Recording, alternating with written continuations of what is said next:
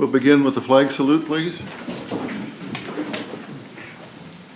I pledge allegiance to the flag of the United States of America and to the republic for which it stands, one nation, under God, indivisible, with liberty and justice for all. Reverend Mark, go. Oh, there we go.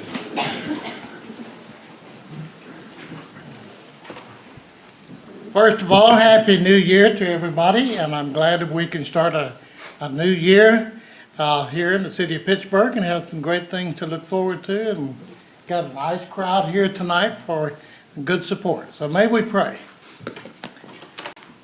Holy Father, we give you thanks for a new year, and we thank you for the blessings of 2023. We ask you to bless 2024 with the great blessings of growing and being a healthier, happier city and a place where everyone can feel welcome. And bless our commissioners for the job that they do, giving of their time to serve the people. And Father, for our administrators and all of our city employees, we give you thanks for them. Bless us tonight, and may this meeting go in peace and harmony, and may there be love surround us all. And let us be thankful for Pittsburgh, Kansas, and may your blessings fall upon it. Hear this our prayer, O Lord. Amen. Amen. Thank you, sir. Thank you. We will open for public input.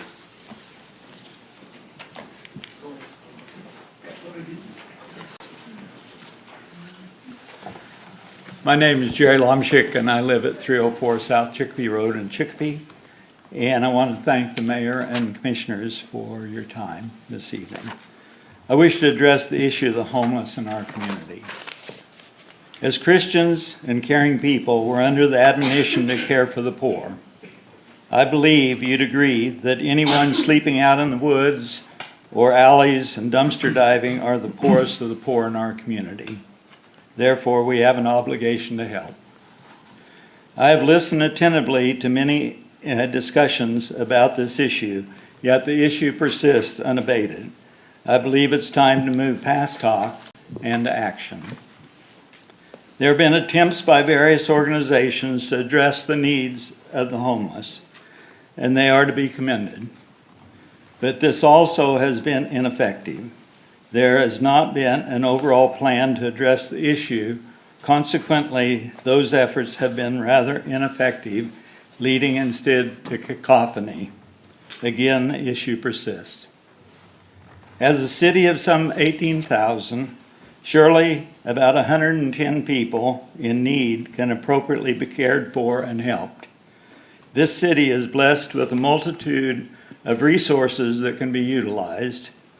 I was surprised when I found that there is a total of 44 Christian churches with a Pittsburgh address. In addition, Frontenac has 3 additional churches. We have community health, county mental health, a new drug treatment center under construction, county health department, Ascension Via Christi Hospital, Wesley House, the Lord's Diner, the Salvation Army, PSU, Pittsburgh Police, and many interested citizens. I do not expect the city administration to provide for all the needs of the homeless and solve this issue alone. I would expect, as leaders of the city, that they lead the city in addressing this concern. I would propose that the city accept the task of forming a coalition of all the resources mentioned. Then allow this coalition to establish a comprehensive plan to assist these individuals. Let me be clear about this issue. I do not believe in free lunches. Of course, the needs of the totally incapacitated need to be provided, but free lunches to people who have some capabilities is first of all demeaning and demoralizing. We have seen how first there is some gratitude, but as it continues, it becomes an expectation and finally a demand. We saw this over the years with President Johnson's war on poverty. That giveaway led a large number of our black population becoming welfare dependent, leading to their demoralization and the breakdown of their families, then to educational dropout and crime. As this policy continued, it led to the same outcome among our poor white population. What was thought of as a good plan to address the country's poor continues to erode the purpose for which it was started. As this progressed, the nation continually moved towards a welfare state. I'm not talking here of just the federal approach to poverty, but this concept of welfare has expanded to corporations, farmers, businesses, states, counties, and cities. What began as a charity quickly moved toward dependency, and a new form of control and slavery was established. Of prime importance is providing shelter, a primary human need. As I looked around town, I see a number of vacant buildings: Hotel Bass, the Bolus Building, Shirk Hall, the upper floors of the Kirkwood Building, and others on Broadway, and many others around the city. This is a major hurdle to provide adequate shelter and management of the facilities. If free meals are provided, these poor can help cook, wash dishes, bus tables, haul the trash, and sweep the floors. If housing is provided, they must be held responsible to care for the facilities. If there are mental problems or drug and alcohol addiction, and if services are available, they're responsible for seeking that help. Certainly, job counseling can be provided. I've heard that the homeless are not capable of carrying out tasks such as these. I believe anyone who can sleep in the woods, parks, and sidewalks, winter and summer, and survive certainly have capabilities. At the beginning of Christianity, the Christians were awaiting Christ's second coming momentarily. They spent their time in the temple praying and not working. Finally, St. Peter, no less, had to tell them, "He who doesn't work doesn't eat." Certainly a strong admonition, but look where Christianity is today. In like manner, when Captain John Smith founded Jamestown Colony in Virginia, a large number there were lesser nobility that refused physical labor. The colony was headed towards starvation. When Captain Smith gave the same admonition, "He who doesn't work doesn't eat," and it saved the colony. I've heard the report that homelessness is a complex, difficult problem. So be it. But I cannot believe that a coalition of the city's resources cannot develop a comprehensive plan to adequately address this issue humanely. Surely we can do better than shuffle these people from place to place whenever sufficient complaints are heard. What's to be done, you may ask, if the homeless refuse our assistance? At that point, they are responsible for their own condition. Surely this city has ordinances dealing with vagrancy. If so, then these laws need to be enforced. Certainly, a more humane, comprehensive approach in addressing this issue is needed. Let us come together to address the needs of our poorest brothers and sisters. It is incumbent upon us. Thank you. Thank you, sir. Any other public input? David Lomshek from Chicopee also. Another comment about this whole problem. Did you all get to vote for allowing these millions of undocumented people to come into our country? Nope. I thought it was a democracy. I thought we have input into big decisions like that. Apparently not. Governor Abbott of Texas, did he do anything with the Texas Rangers and the Texas National Guard to stop all of that coming in? No, he's a politician, might be a decent guy, I don't know for sure, but he sure did nothing to stop this problem from flooding America and flooding even coming in Pittsburgh. We're having a problem, and talking about this evening, probably doesn't even know of Pittsburgh, Kansas.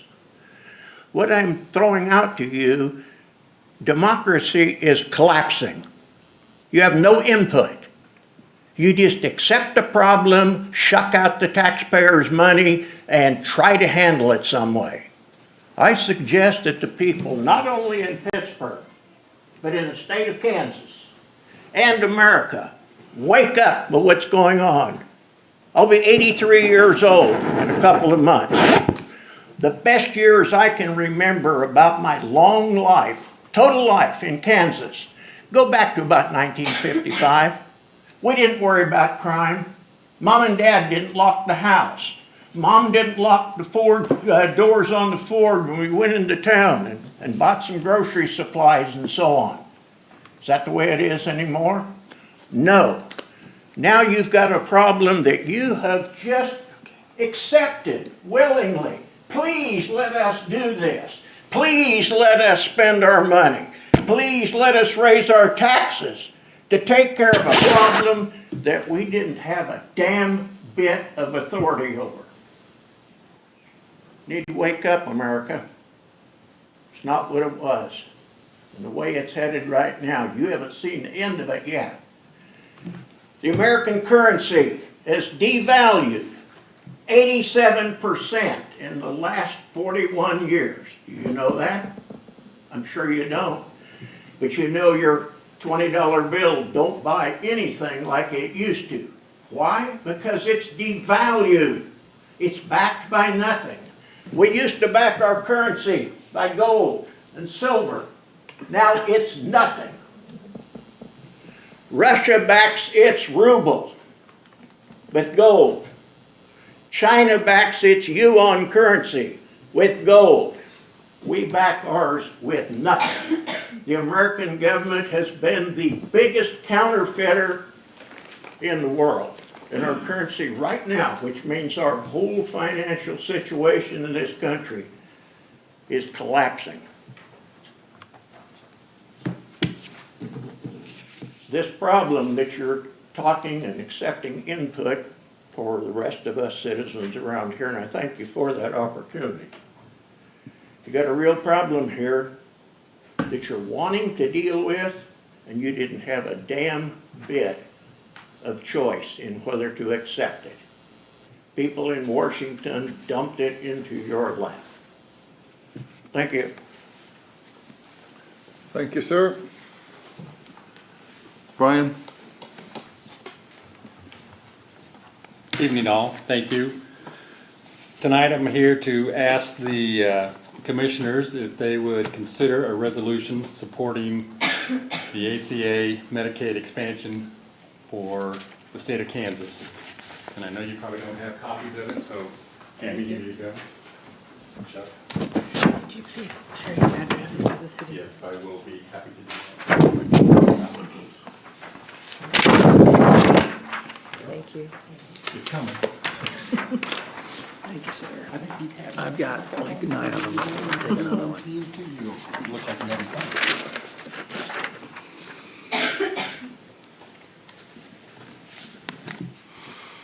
haven't. In case you guys have missed it, and I doubt if you have, but if you've been reading the Morning Sun, there's been quite a few articles in the Morning Sun about expansion of Medicaid. And for Kansas, it's CanCare. And for full disclosure, just so you all know, yes, I am a Republican. Yes, I am on the Crawford County Mental Health Board of Directors. I am also on the Community Health of Southeast Kansas Board of Directors. But I'm also a concerned citizen for asking you to support this resolution, which is just, will be sent to Topeka to talk to our legislators. Friday, when the chamber had their send-off for the legislators, Senator Schallenberger said that he would like to have a vote come before the Senate, so at least they could vote on it and go from there. Same thing was said by Representative Collins, asking that it just be put up for a vote to let us see and go over it. Nothing's tough about this, it's just if we can expand it, hopefully it'll help a couple things. Mostly, it's economic growth for Pittsburgh, Crawford County. The from what I've been able to come up with, it would expand and create about 23,000 jobs in the state. It would, Medicaid expansion would make 1,500 Crawford County residents eligible for health care, which they're not eligible for now. It's a problem that we have here in Kansas right now. Missouri has it, Oklahoma has it. We're still paying taxes on it, folks. It goes to other states. It doesn't go to Kansas. Right now, from the facts that I have been able to pull up, there's about, since it was Affordable Health Care Act was passed, Kansas has lost about a little over $6 billion by not expanding Medicaid and CannCare in Kansas. So my ask or plea for you tonight would be to look this over, maybe under your new agenda, set it up for next time or for tonight to just pass the resolution, see if we can get some help for those in need of expansion to help folks get some health care. Because when people are healthy, they work and things go a lot better. Thank you for your time tonight. Thank you. Good evening. I'm Bert Patrick. I live at 303 Webster. I rise to speak in support of the proposal by the Alliance for Healthy Kansas to support Medicaid expansion, or that is health care for all Kansans, regardless of the wages that they earn. This morning, most of us awoke to go out and confront a snowstorm. And if we were fortunate, we had an umbrella to protect us so that those wet flakes of snow did not hit us. And last Friday, I was fortunate enough to be in attendance at a Zoom presentation that Governor Kelly made. And she used a graphic that is appropriate here. She showed an umbrella that protected some of us in our society. On the left-hand side was a part of the umbrella that protected those who made less than $10,000 a year. Those are Medicaid recipients. They're protected. They have a slice of the pie, if you will, of the umbrella. Then starting at $25,000 a year up to $100,000 a year, those individuals in a family of 3 can receive federal subsidies to help them pay for their health care. But there is a portion of our population that does not get protection.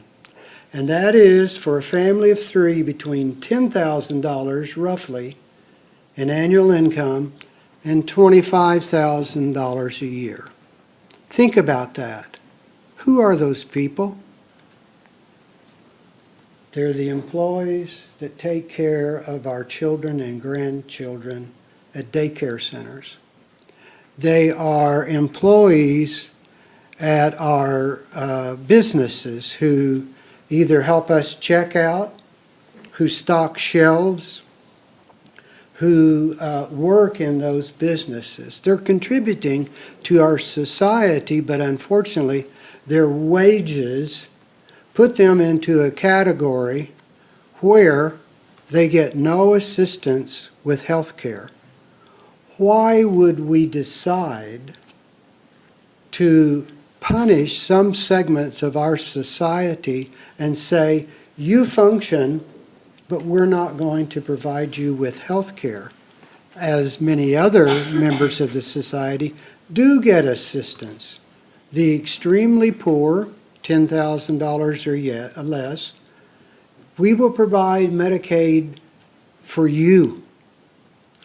If you make $25,000 to $100,000, you can get federal subsidies to pay for that health care. We have an umbrella of protection that has a huge gap in it. And it's punishing our fellow citizens. I'd like to leave you with this image. Why? As you open your umbrella to protect you from the rain, from the snow, the next time that you go out, think about that. You can open that umbrella for protection. There are members of our society that are deserving. They're contributing. They're working. But they don't have the umbrella to protect them when the snowstorms of life inevitably, as we all do, need health care. Sickness, illness, injury is inevitable. At some time in life, we all need that assistance. And if we have to make very difficult choices, pay the rent, put food on the table, get medical care, I'll postpone that. We can't afford it now. That's a horribly difficult situation to be confronted with. Most of us are under the umbrella, but there is a deserving portion of our population that you, members of the City Commission, can hopefully support to tell our legislators, why won't we adopt this so that our fellow Kansas citizens have the same benefits that just across the line in Missouri, those persons are getting, or to the south, citizens of Oklahoma, those north of us in Nebraska, those west of us in Colorado. But we're one of 10 states that has refused to adopt this. Why? Why would we refuse those tens of millions of dollars, billions of dollars that have become available since 2014, and we're saying no, no, no.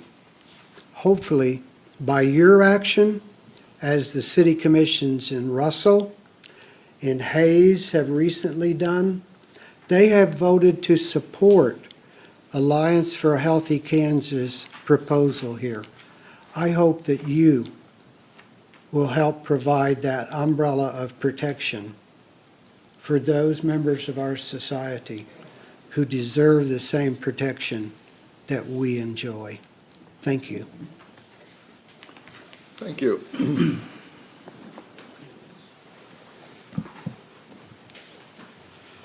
Good evening, guys. Brian Hanson, owner of McCarthy's Pub here in town. Luckily to be in business in this town, this community, for just shy of 19 years. Recently, I've been cited with a dance hall violation. You guys spoke about it at the last city commission meeting. I'm here to talk about how that came about. I was a little late to the last meeting, so I didn't get to speak.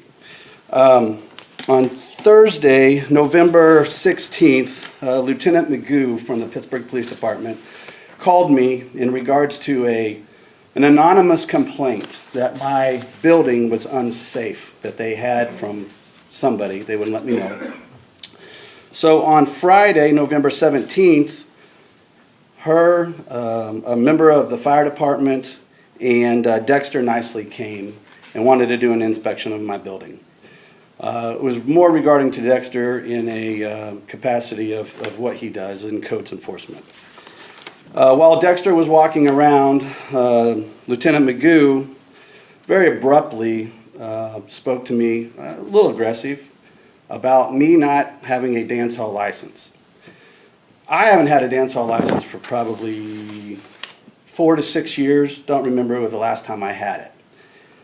And the reason that I quit paying for it, it's $150 nominal fee, but it was more or less, when I found out who did not ever pay for those, I figured why am I paying for it?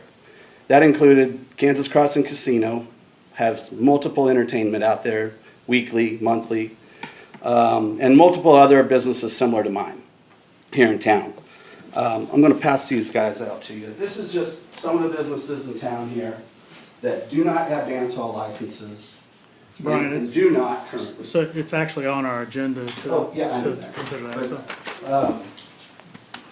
So these are the ones that are direct competition to me that have entertainment, probably actually more than I do. Maybe in a form of more live music and that sort of thing, where mine is more generated by a DJ or a computer or something like that. So on that November 17th, I was told to get a dance hall license. The following week was Thanksgiving. I was out of town. I wasn't too concerned with anything. We were going to be open, but it was going to be pretty slow. The college kids are all gone and stuff, so we weren't even having any entertainment. Following Monday, November 27th, that morning I came to City Hall, filled out the correct paperwork, handed it to the city clerk, and then, of course, she moves it on to the proper channels. There was another commission meeting that following day, November 28th. My application did not get on the agenda, which I understand it was that morning.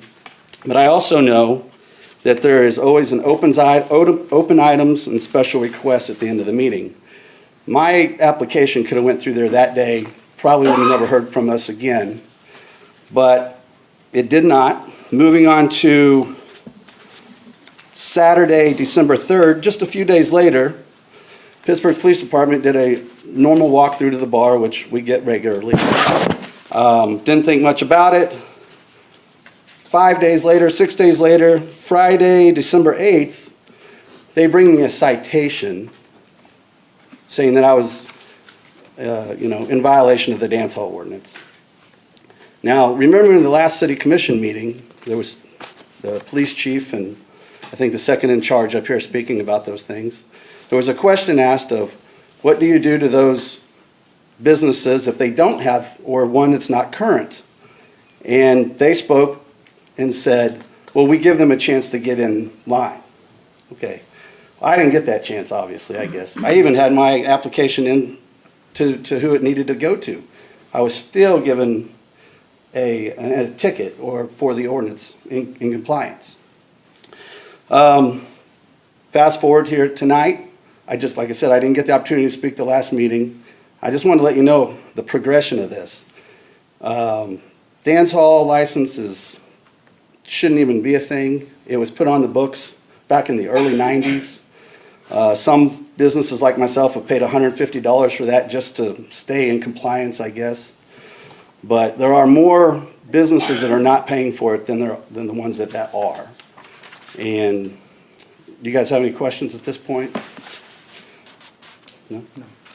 I know you guys are going to vote on this later tonight. There's really no policing any differently than with or without the ordinance. I just believe if the extra $150 is, if it's necessary for the city, then I guess you guys can vote on that. But other than that, I guess that's all I have to say. I mean, there are, like I said, 19 years in business.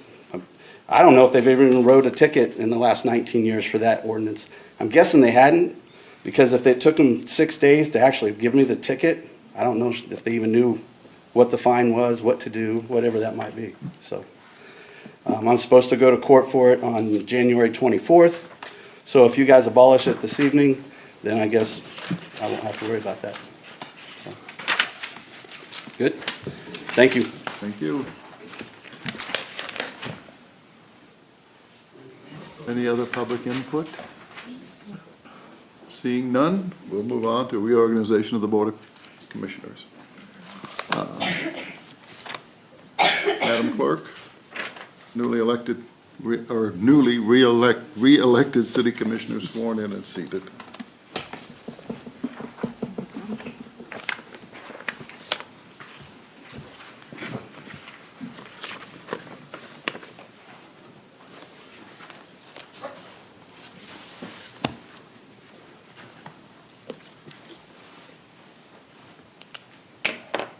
Raise your right hand and repeat after me. I do solemnly swear I do solemnly swear that I will support the Constitution of the United States that I will support the Constitution of the United States and the Constitution of the State of Kansas, and the Constitution of the State of Kansas, and faithfully discharge the duties and faithfully discharge the duties of City Commissioner of City Commissioner for the City of Pittsburgh, Kansas. for the City of Pittsburgh, Kansas. So help me God. So help me God.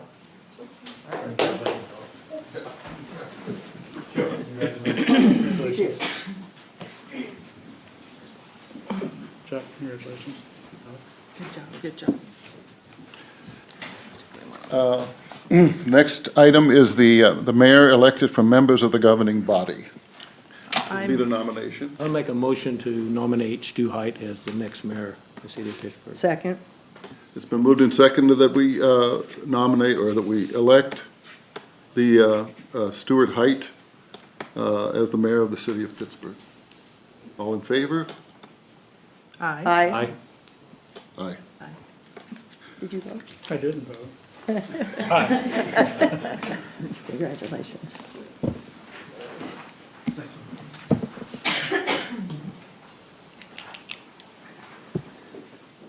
I do solemnly swear I do solemnly swear that I will support the Constitution of the United States that I will support the Constitution of the United States and the Constitution of the State of Kansas, and the Constitution of the State of Kansas, and faithfully discharge the duties and faithfully discharge the duties of mayor of mayor for the City of Pittsburgh, Kansas. for the City of Pittsburgh, Kansas. So help me God. So help me God.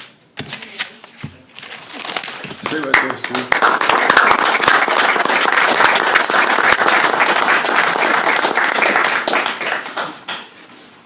I would like to present the gavel to our new mayor, Point, point. and I thank you very much.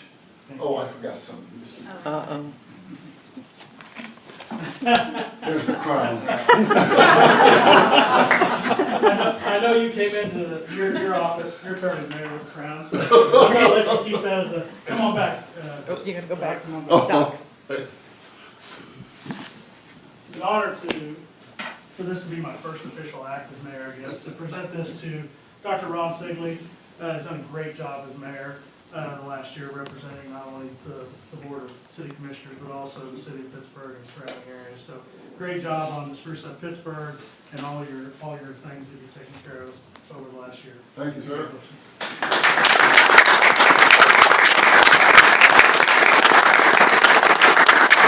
It's yours. That's that. Is that yours?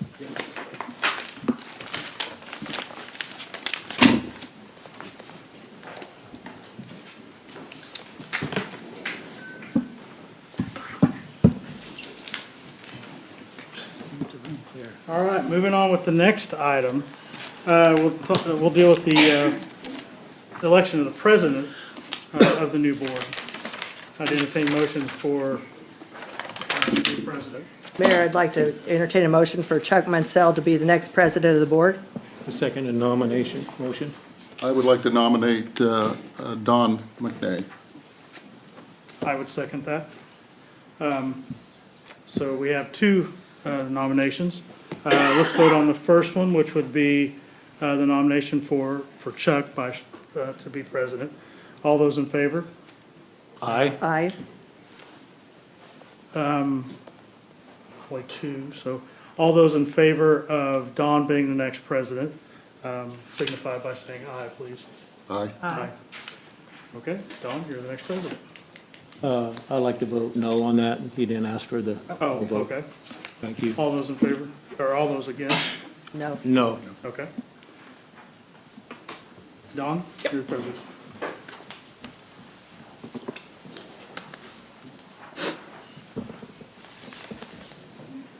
I do solemnly swear I do solemnly swear that I will support the Constitution of the United States that I will support the Constitution of the United States and the Constitution of the State of Kansas, and the Constitution of the State of Kansas, and faithfully discharge the duties and faithfully discharge the duties of President of the Board as President of the Board for the City of Pittsburgh, Kansas. for the City of Pittsburgh, Kansas. So help me God. So help me God.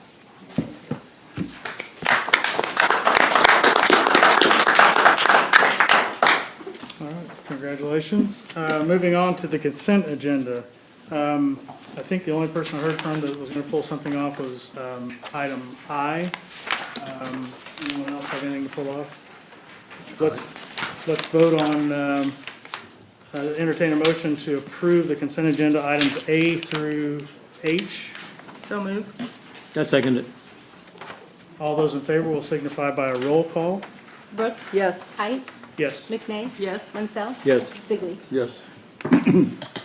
All right, consent agenda passed, with the exception of item I, approval of the appropriation ordinance for the period ending January 9th, 2024. Move to approve. A second?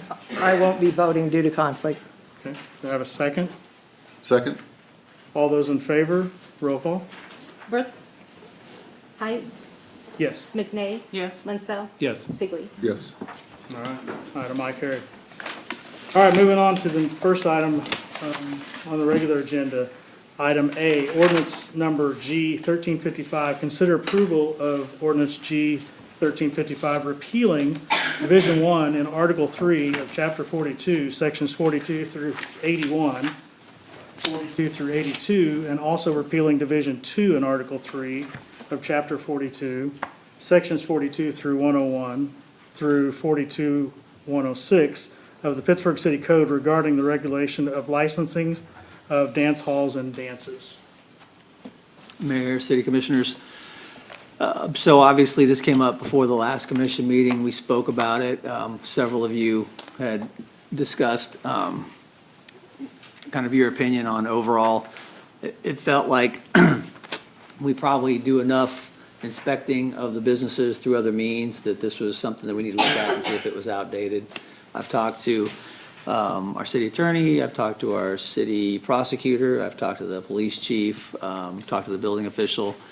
It definitely feels like its time has come. So we asked Henry to go through and list all these numbers out. This is all the places that dance hall license appears in our code of ordinances.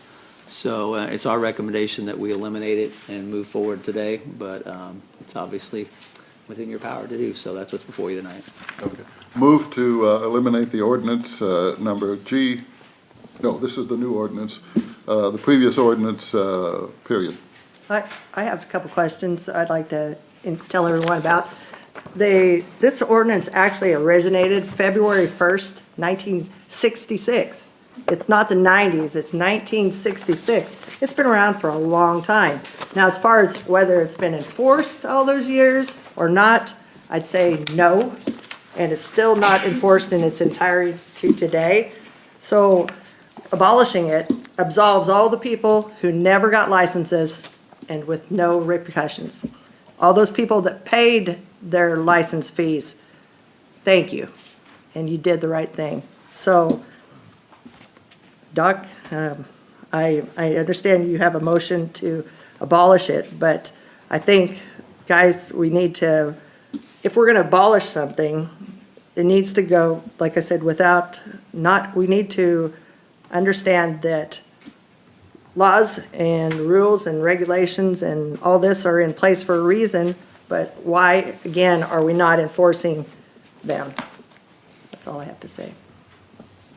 Okay, any other discussion? I'd make a motion to abolish it, but in doing so, those that have paid for the dance hall license will be reimbursed, I take it? Yeah, Allison's already gone through and has a list of everybody that's paid their 2024 fee. and You they'll can't, be you can't reimbursed. make a motion Yeah, on top of so- my motion. Yeah. Did Doc, you you second? probably- Doc- I second it. Yeah. So we got a Way to stay motion, on top of it, Doc. motion to abolish ordinance number G 1355 by Commissioner Sigley and a second by Commissioner Munsell. All those in favor? Hold on a minute. I think, Mayor, it's to approve ordinance G Oh, 1335. abolish The it. ordinance I'm abolishes sorry. it, so. So the motion and second is to approve ordinance 1355, correct? All right. All those in favor, say aye. Aye. Aye. Opposed, same sign. Motion carried. All right, so we move on to the Downtown Advisory Board appointments. Consider staff recommendations to appoint 3 individuals to first 2-year terms as members of the Downtown Advisory Board, with 1 member to represent the hospitality industry and 2 members to serve at large, effective immediately and to conclude on December 31st, 2025. Kim, good evening. Yep. I just didn't know if you had any questions. You guys will have your ballots, but Yep. one for hospitality. The listed candidates we have is Brad Stefanoni, Stephanie Watts, Melissa Lewis, John Coots, Shelby Cannon. And then our at-large group, we need 2. We have Brad Stefanoni, unless he's chosen in hospitality. Stephanie Watts, same. Melissa Lewis, same. John Coots as well, and Shelby as well. Triana Mulkin, Monica Angelis, Shawnee Lorenz, and Ian Nightcase.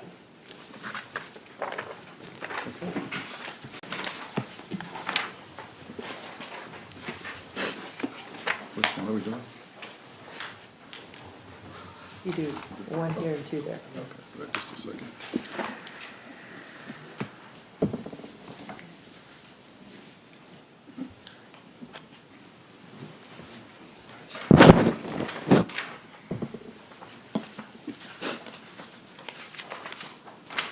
Oops, sorry.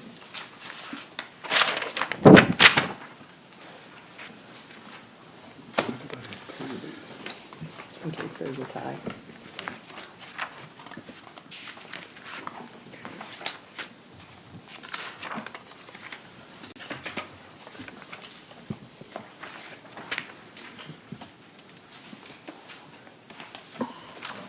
Yeah.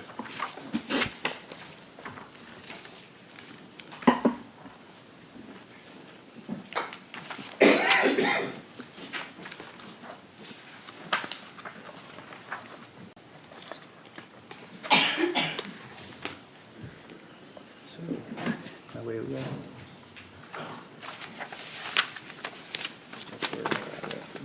So, I'm assuming you still have ballots? If you could, second time through on the second category, just vote for either Monica, Shawnee, or Stephanie, then we'll get to our second person. Vote for 2. Say that of one more those. time. You have one candidate in in the at-large section who essentially won the first vote. You have 3, the Monica, Shawnee, and Stephanie that tied. So we need to on break your that first tie. Vote. So you need one more individual in the at-large. So just vote for one of those 3.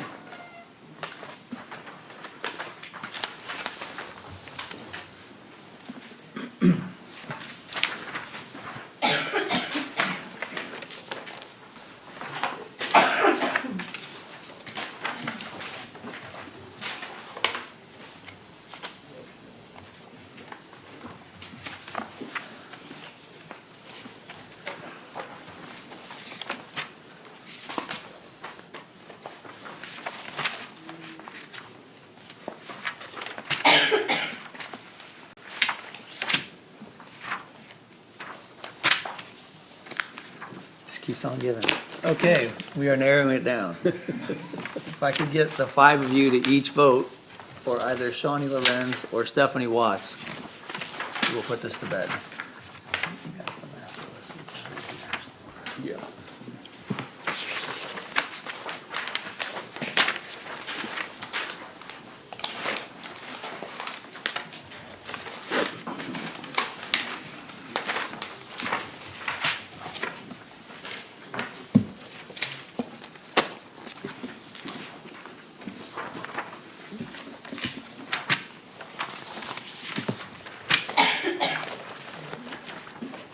I'm running out of spit.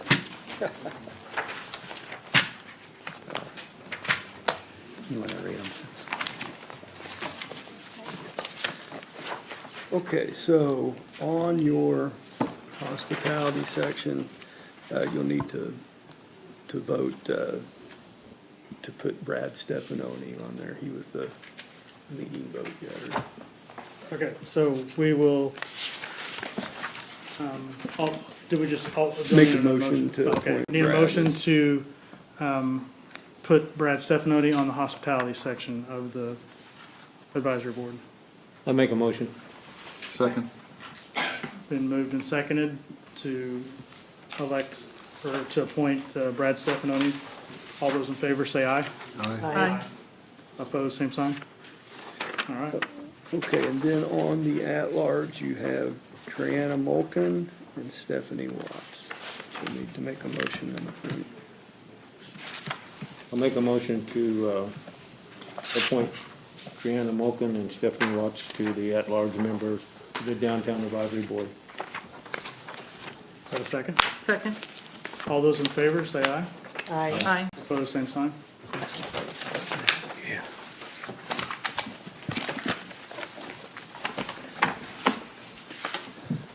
Just moving on to the newly formed Neighborhood Advisory Council, is that right? Neighborhood Advisory. Neighborhood Advisory Council appointment. Consider staff recommendation to appoint 12 individuals to first two-year terms as members of the Neighborhood Advisory Council, effective immediately and to conclude on December 31st, 2025. Before we vote on that, Stu, I'd like to make a suggestion that we, I know this is a very good committee, and how long had people had the opportunity to sign up for it? I think we started in July, and then we extended the deadline out through December. And our original plans were to coordinate city Yep. off. Divide off 4th Street and Broadway and divide the city limits within 4 quadrants, and hopefully get equal representation within each of those 4 quadrants, which would be 3 members, but not mandatory. We were just hoping for that. We did have 23 applicants, which was really exciting. We had a nice turnout. We didn't get as much interest in the northwest quadrant as we would like, so hopefully that will change moving forward, but it's new. So with that being said, Darren, and you guys can kind of walk through how the voting will work. We don't have 3 candidates to choose from in the Northwest. We have a plethora of candidates to choose from in the Northeast. So the North would have representation if we balance out the numbers with 6 between Yeah, so the that 2. way we'd separate the city, divide it in Yep. north and south. Yeah. Be a better representation of equal 6 and 6. So I Yep, think- we I just think need this- 12. I think the suggestion was to, we have the one candidate for the Northwest. Could we just vote on 5 from the Northeast? Is that right? Yep. Okay. And then 3 from And then 3 from. each of the other 2, and we should, after multiple rounds, probably land on. It might take a minute, but thank you guys for helping support that, because this is going to be really exciting. We had a lot of interest, and we look forward to establishing the council.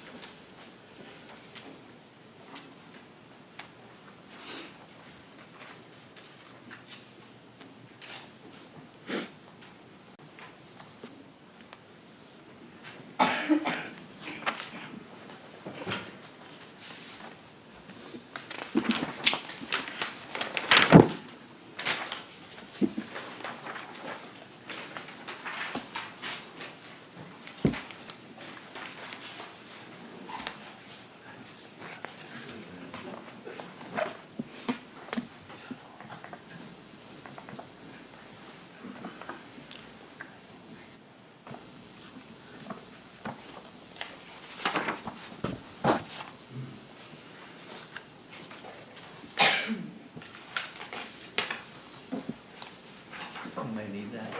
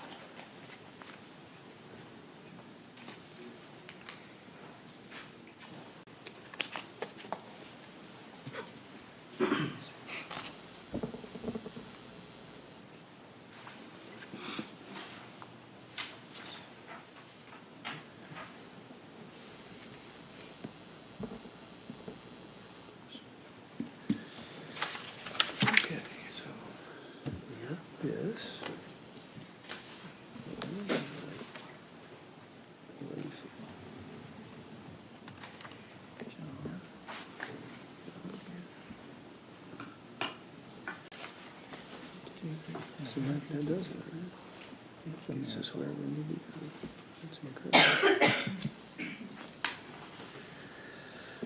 Okay. We just Tammy, do you have any Jeopardy music? that we can Yeah. find in the background? The good thing is we're not gonna be revoting it. Yep, you guys did a great job. All right. Should we just do motions for each one? Yeah, I'd just do each, So I'll ask you to just do a quadrant at a time. So obviously, if you could make a motion to entertain PJ Graham as the representative from the Northwest. I'll make a motion to appoint PJ Graham, representing from Northwest. Second. All those in favor? Aye. Aye. Opposed? Same sign? Okay. Okay, for the other North representatives, would please ask you to entertain a motion for John Ketterman, John Lair, Lacey O'Malley, Ken Ward, and Ryan Williams. Can we do those all together? Yeah. All right, so So move to elect those individuals to Yes. represent the Northeast. do I have a second? Here. Second. All those in favor of those, of putting those 5 on the advisory council, say aye. Aye. Aye. Opposed, same sign. For the Southwest representatives, would please ask you to entertain a motion for Charles Bob Gilmore, Mark Newbold, and Sarah Watts. Have a motion. I'll make a motion to appoint those three to the Southwest representative. Do I have a second? Second. All those in favor, say aye. Aye. Aye. Opposed, same sign. All right. And finally, from the Southeast, I would ask you to entertain a motion for Paige Bo Bowman, Marnie Shipper, and Kristen Thomas. I'll make a motion to appoint those three to the Southeast representatives. Second. All those in favor, say aye. Aye. Opposed, same sign. All right. I'd just like to say thank you to everyone that did take the time to step up and apply for these. It's imperative that we have public support from those and people willing to step forward and serve on the advisory board, throughout the year. And there's not a lot of time involved in it, but it's crucial to the commission and to the administration of the city to have their input and to make these things work behind the scenes. So, thank you very much. And also, just because they weren't elected tonight doesn't mean you can't participate. That's what I was going to say. Yeah. These are public meetings, so even if you weren't elected to the Downtown Advisory Board, Neighborhood Advisory Council, Planning and Zoning, those are all public meetings. Anybody that's interested in contributing, we look for that, and you can come to those. So we look for everybody to participate. So Kim, I know that we've had some strategic planning with the advisory boards moving through. Is that in your mind how we'll kind of begin with this group? Yep, so we'll start with that. We'll do new member meeting, which will be on the 29th, Monday, the 29th at 6 PM. That's a unique meeting time because of a holiday and another board meeting. So we will align the meeting times for the year at that meeting with new members, and then we'll do an orientation, and then we will review the strategic plan for the Downtown Advisory Board. The Neighborhood Advisory Council will be February 7th, which will be the first Wednesday of each month at noon.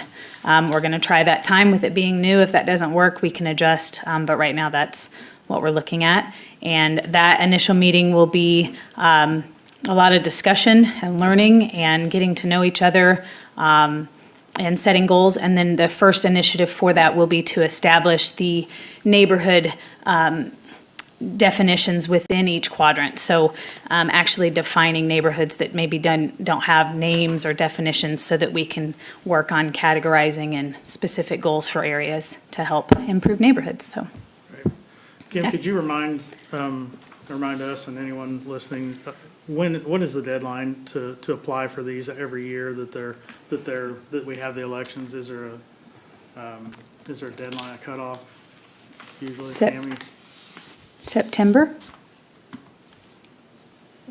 Just in case, in case anyone is thinking of that, just make sure you check with City Hall and ask for Tammy Yep, possibly clerk. on those. Are they in line with all the others? Yes, Okay. yes. So the Neighborhood Advisory Council was going to be unique at the time, and then we had some unique incidents that happened with the city. So we went ahead and pushed that to our regular board elections, so it'll fall in line, which actually worked out well, so that each year we'll do the same things. So Great.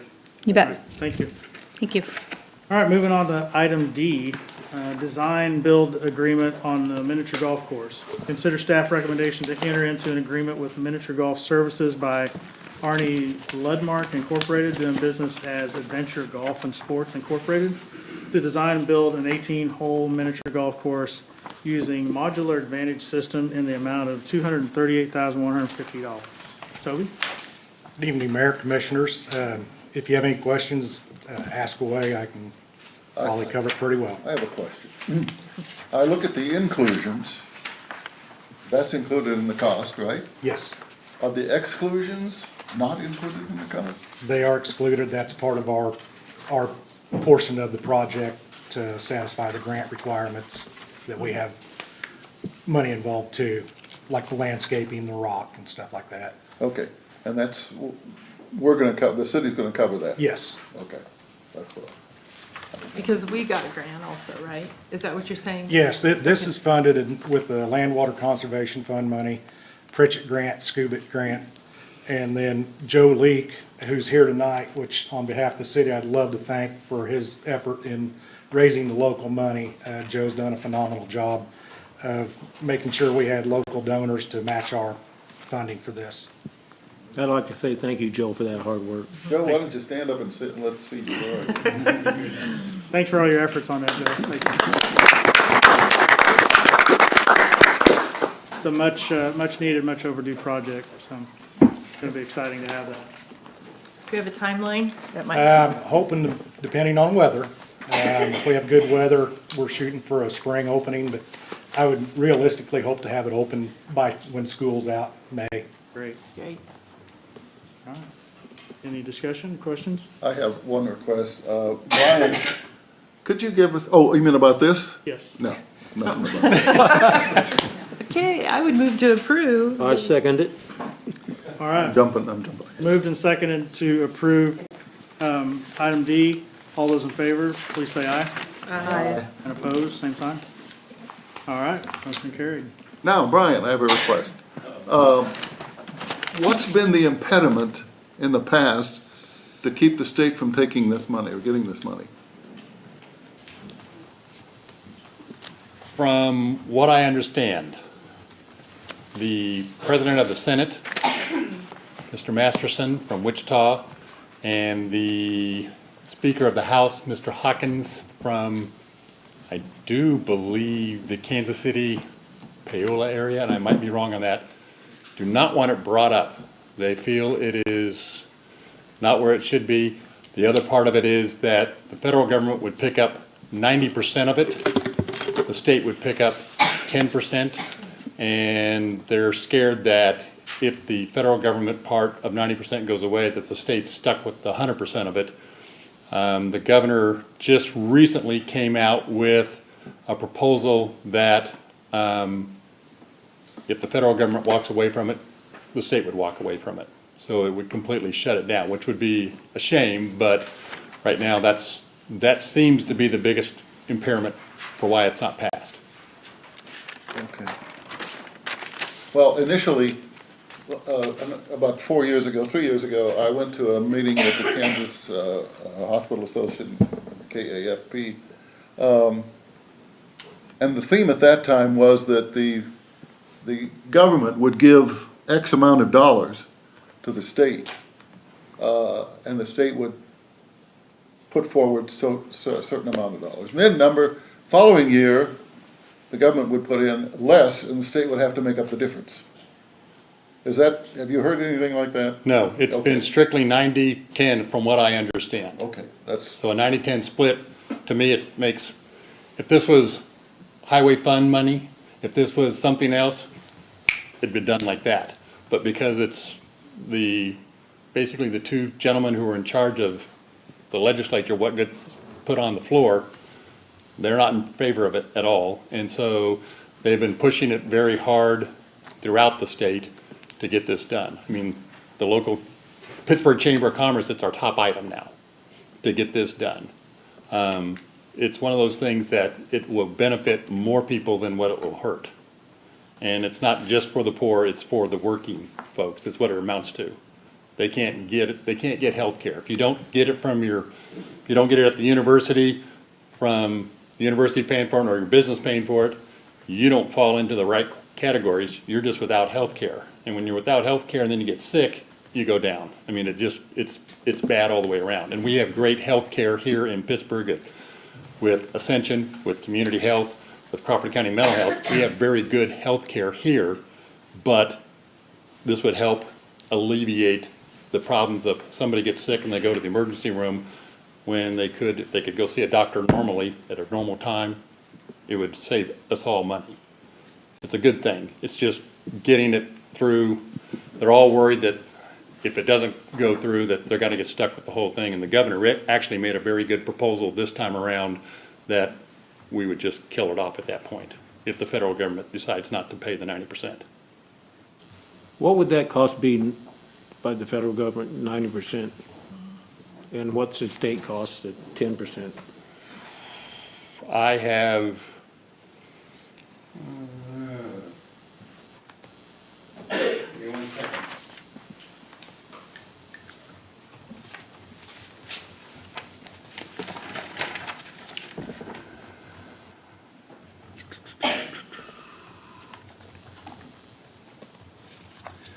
From what I understand, it would make about 1,500 Crawford County residents eligible for health care coverage. That's more folks staying in the workforce, strengthening the economy. Expansion would also create over 500 jobs in Crawford County, housing the economy and getting more Kansans to work, and it injects over $13 million into the local Crawford County But no, my economy. question was, what would the federal government have to pay for the whole state of Kansas, the 90%? Do you have any numbers? No. I'm not seeing No. anything on that. No, I have not seen So we anything don't on that. know. Only thing that I know is because Kansas has not done it, that we have lost over $6 billion Yeah, I've seen since that. it happened. Well, figure it's been what, essentially 10 years, so Yeah. we've lost, $0.6 billion a year. Yeah. And that's money that could really help a lot of people and help them get, when, as you all know, and Doc, you know for sure, when people are healthy, it's better, they work better. It's like anything else. When you're feeling good, you want to go to work. When you don't feel good, you want to stay home, and that hurts everybody else, and that hurts the economy.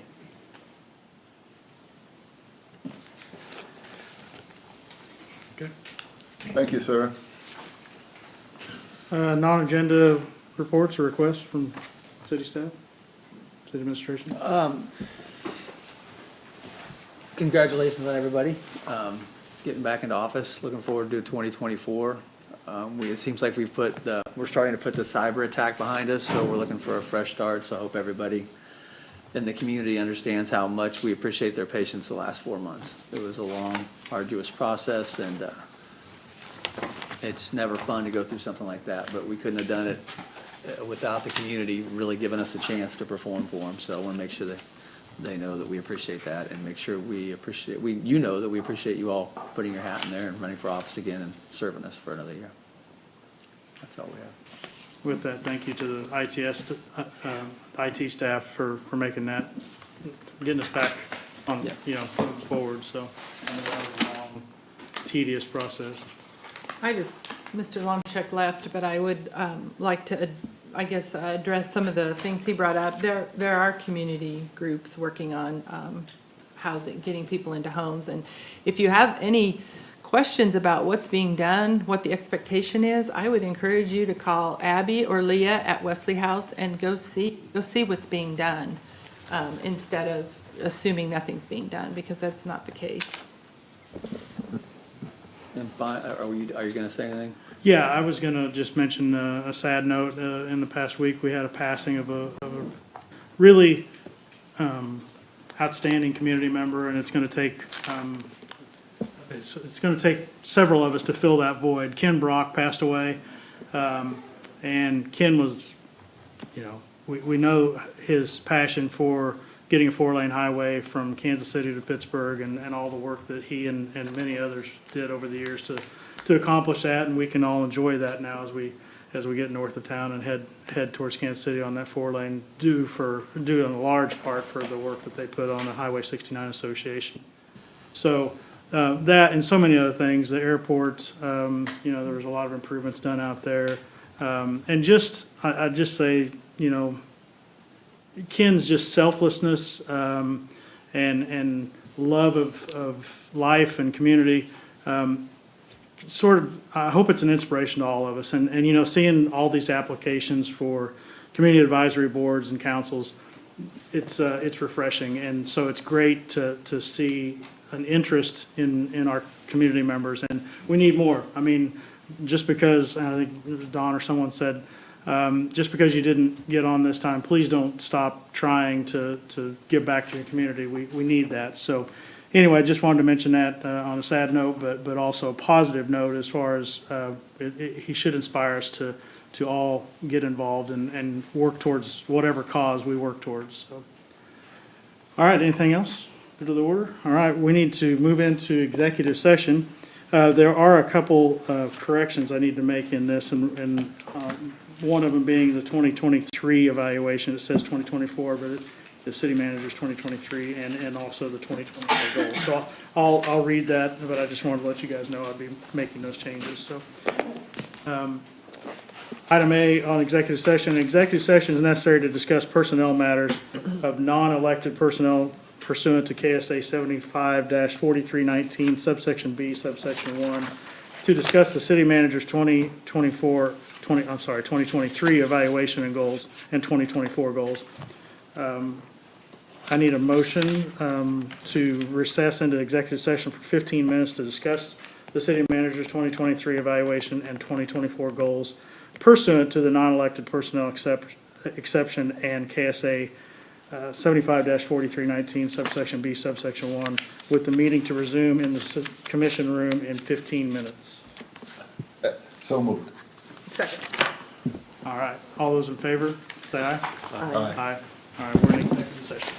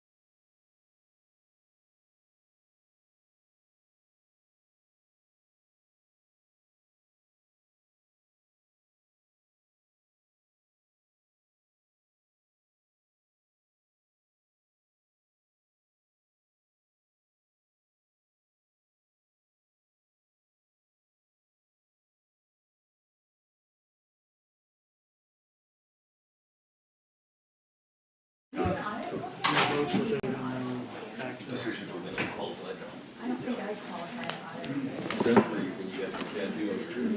Okay, we're back. No votes were taken, no decisions were made. We are gonna ask for additional time, but I'll have to reread this again. Executive session is necessary to discuss personnel matters of non-elected personnel pursuant to KSA 754319 subsection B subsection 1 to discuss the city manager's 2023 evaluation and 2024 goals. Do I have a motion to, So moved. for 15 more minutes? 15, yeah, I'll second it. 15, all right. Been moved and seconded. All those in favor, say aye. Aye. All right, we're back in executive session for 15 more minutes.